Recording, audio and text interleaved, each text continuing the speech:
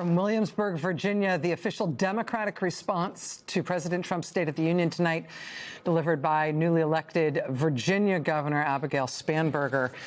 She is a calm presence. She is a steady presence in terms of the way that she presents her material. But that was a rip-roaring speech.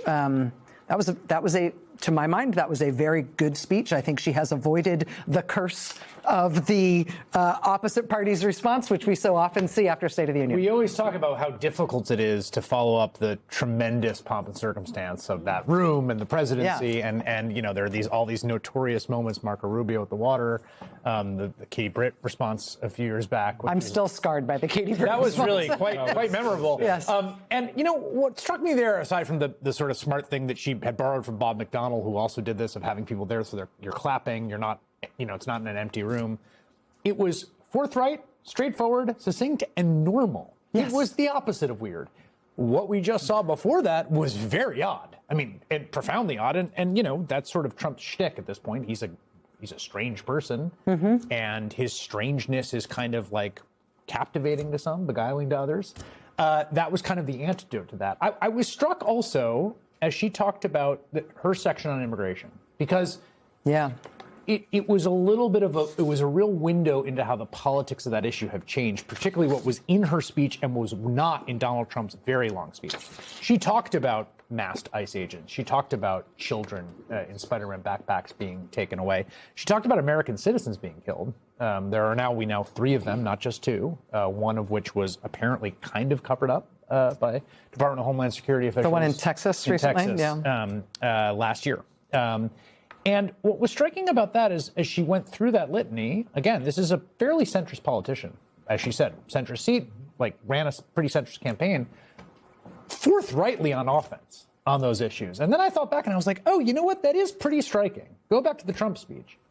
There's one mention of Minnesota, and it's on the fraud question. There is no mention of the deployment there. There is no mention of anything that's happened there in the last, I mean, something that was at the center of the nation's imagination, the deaths of 2 Americans, the marauding agents on the streets, not a defense, no mention. There's no mention of Tom Homan. There's no mention of Kristi Noem.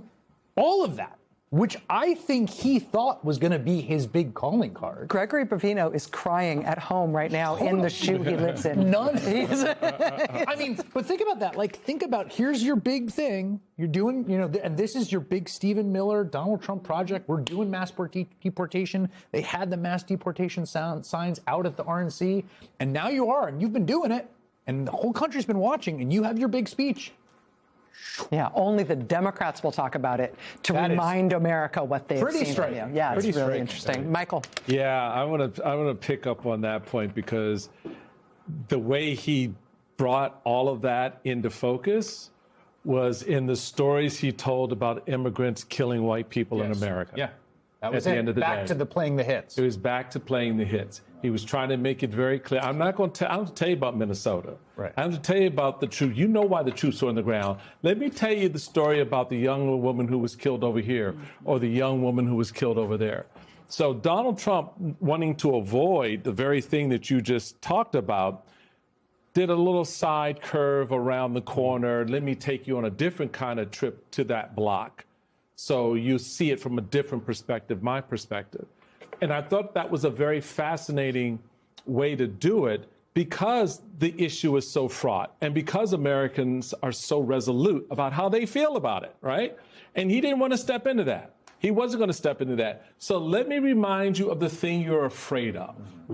Let me remind you of the thing you don't like. Let me talk about blood. Let me talk about blood. Murder. The blood and the gore. The blood and the gore. I love the way you talked about it as violence porn. It was really kind of just like, dude, really? This is how you're going to talk about a U.S. soldier who was wounded? This is how you're going to talk about a young woman who was attacked? But again, that's the calling card. That's the energy that his base feeds off of. They like those stories. They want to hear those stories because they run over and over in a loop in their minds in so many ways. The second point off of that, it's really interesting what Trump's economy is. It's really 3 things. It's the market, Wall Street. It's 401ks, right? And It's tariffs. That's it. That's it. And so now he's sort of reaching out and saying, hey, I'm going to give your child $1,000 a year for 18. I'm still trying to figure out how $18,000 over 18 years grows to $100,000. But okay, there may be some good math there. But this is his way of trying to connect the dot with everyday folks that he's abandoned and left to the side of the economic road. The last point, and this goes to the governor of Virginia, I'm not a fan of the speech after the speech for a whole host of reasons. The response. Categorically, for a whole lot of reasons Lawrence and I could probably identify with over the years. Because in many respects, unless you're prepared to take that moment and tell the country what you're going to do, don't talk to me. I mean, regardless of what Donald Trump says or George Bush or Barack Obama, the opposing party should come in that moment and said, you just heard this, but let me tell you what we're prepared to put on the floor tomorrow. And that's how we begin to reignite an idea around policy and around parties kind of trying to solve problems. There was a good speech. I'm not going to take it from the governor. I like the speech, and she hit on some really good things. But I just think we need to think a little bit bigger and better as political, how we can move the country off of what we're now into something a little better. I think it was an anti-authoritarian measure. No, not just specifically, but in the way she said, people who are going to run this year are going to win. And I turned a seat by 17 points that a Democrat hadn't held in 50 years, and we took 41 seats. She's trying to say he is portraying himself as a dictator for life in this country. Sure. There is a political future coming, and we are going to ascend in that political future. And so think about things in essentially in a shorter time frame. Right. And that's I was thinking about it in those same terms, like, oh, she's not talking about a lot of policy. She's trying to give people a vision of there still being a democracy in this country in which the chairs will change in terms of who's in them. Lawrence, both speeches. So to the governor's speech, and I take Michael's point, but I do think she did something really effective, which is, remember, her job, Donald Trump's job, is to try to elect Republicans in the coming election.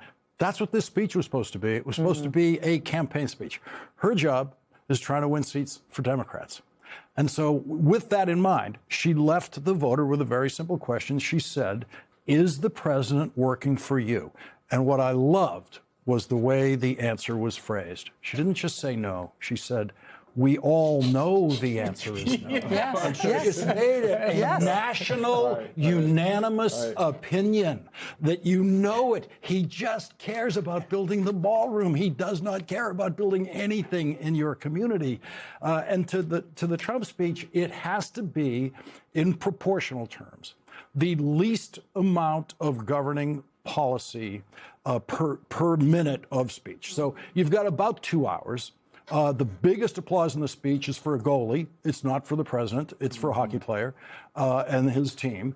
And the 20% of it maybe is about policy. All the rest of it is introducing people in the audience and stealing the applause that way. And when you get to the policy is he wants tariffs to replace the income tax. Okay, so you are in raging dementia when you're in the policy section of the speech, like out of control. He's gone. And here's the nutty thing. The Republican Party. I didn't even absorb that actually was what he was proposing. But you're right. That was but it's worse. The Republican Party in that room could have just winced and been quiet. They clapped for it. They clapped for it because they are lost. And so the policy piece of the speech was absolute zero. And all the rest of it was just trying to cheat applause from people he brought to the show.